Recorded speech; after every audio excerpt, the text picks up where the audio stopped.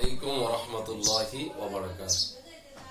অনেকে প্রশ্ন করেছেন যে রমজান মাসে রোজা রেখে কোনো হিন্দু সনাতন ধর্মের ফ্রেন্ডের বাসায় ইফতার করা যাবে কিনা।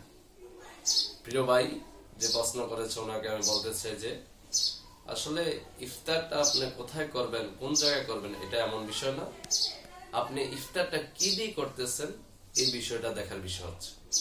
আমরা অনেকে প্রশ্ন করি যে আমরা সারাদিন রোজা রেখে পবিত্র এই রমজান মাসে আমরা রোজা রেখে কিভাবে হিন্দু বাড়িতে যে আমরা ইফতার করব।